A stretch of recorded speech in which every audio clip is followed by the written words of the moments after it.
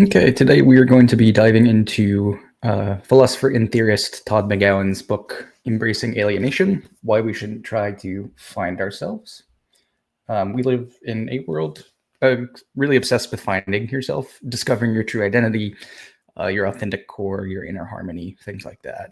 It's a message of self-help, lifestyle brands, therapy culture, and kind of therapy talk stuff popularized.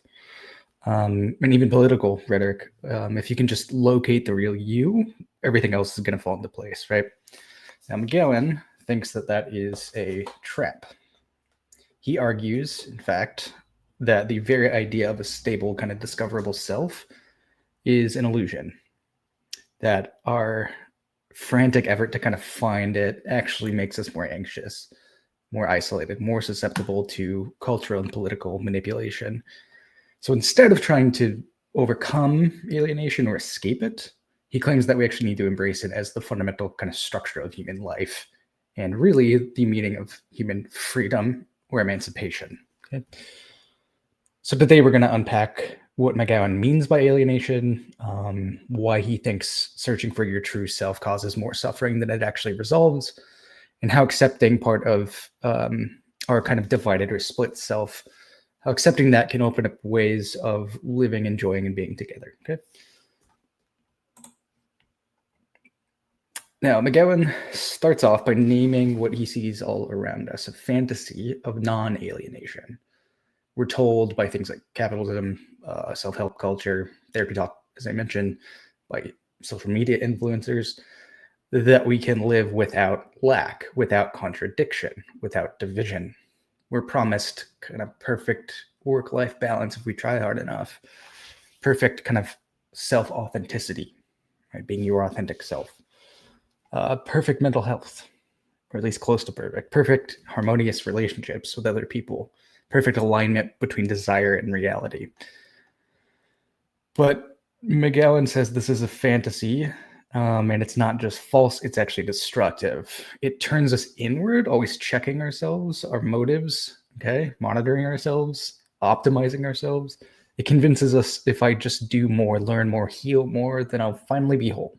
I'll finally be the real me. McGowan writes that this is a pursuit of wholeness that is actually the refusal of the human condition, okay? We are beings of division, split subjects, okay?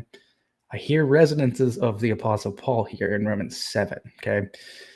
We are in Lacanian terms, constituted by lack, okay? So trying to overcome alienation means trying to overcome being a human, okay? Which we can't actually do. And at that cultural level, the result is going to be predictable. It's going to lead to resentment, polarization, crisis of meaning, right? And a kind of capitalism that feeds on our belief that one more purchase, one more experience will finally kind of make things click for me. Right? Engaging with Freud, Lacan, and Hegel as well, McGowan reframes alienation not as a wound, but as the structure of subjectivity itself. Okay.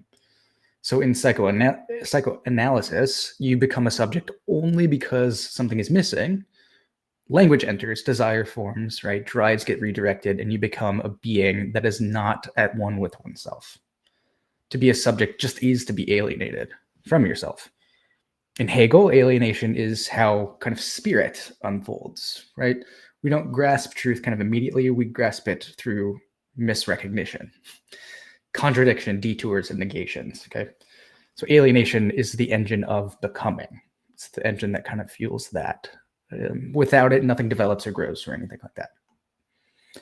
Now, McGowan argues that contemporary culture treats alienation kind of as a disease that needs to be treated. But in both Hegel and Lacan, alienation is the very condition of freedom, desire, and meaning. Alienation is not a failure or a default, right, of life. It's actually the thing that moves it. Okay. So instead of trying to heal alienation or escape it or overcome it, however you want to talk about that, McGowan thinks that we should try to inhabit it. A major section of the book examines how capitalism depends on the denial of alienation. It must keep us dissatisfied. but also keep us believing that satisfaction is possible. If we just buy the right thing, get the right, subscription, pick the right side, or curate the right identity, right? Everything will be okay. The whole system relies on promising that alienation can actually be overcome. But McGowan shows that capitalism's biggest selling point is about false advertising. Okay, nothing we can actually buy or accumulate eliminates alienation. It only will intensify it. So he points out something crucial. The drive to remove alienation creates subjects who feel perpetually insufficient. Kind of ironically, right? We're not supposed to feel alienated, apparently, because that would expose the lie. Instead, we're encouraged to believe that we need better habits, right? Need better tools, need better wellness, self-care, better alignment, right? The self becomes a project of kind of endless and exhausting attempts at improvement. So what happens next?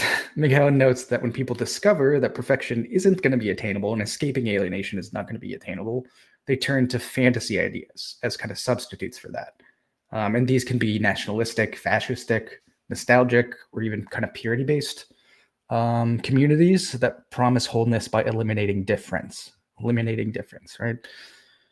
This is why the refusal of alienation leads not to health, but to something approximating authoritarianism. Okay. So what does McGowan propose? 1, accept the lack, and that it is constitutive, not accidental. Okay. We don't become fully human by overcoming our alienation, but by acknowledging it. When we stop trying to be whole, we stop demanding impossible things of ourselves and others. Okay. 2, recognize that freedom emerges from within that division, that split self. In Hegelian terms, freedom is not the absence of contradiction. It is the movement of contradiction. Okay. That's Hegel's dialectic, right?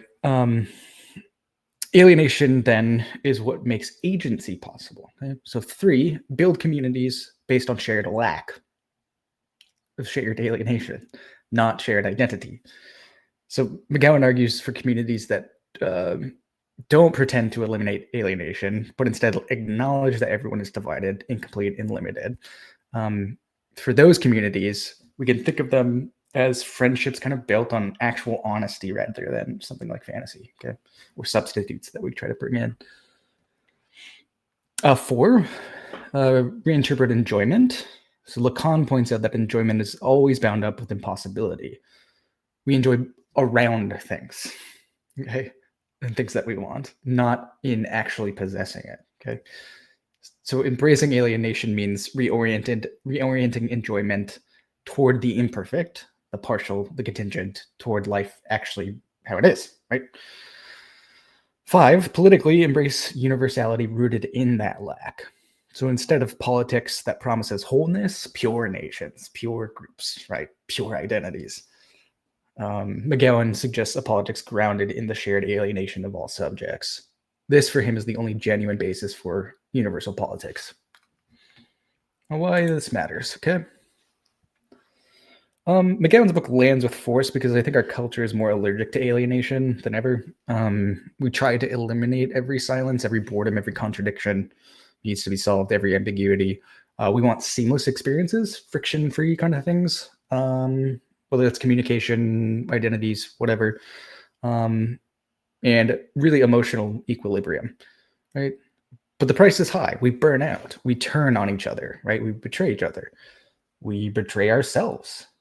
We retreat into fantasies of purity, whether these be political, psychological, right, national, or even religious, okay? McGowan's point is counterintuitive, but I think liberating. You don't have to be whole. You don't have to fix everything, okay? You don't have to escape division, even the division of yourself. Alienation is the truth of being human, and embracing it is the gateway to genuine emancipation, solidarity, and joy.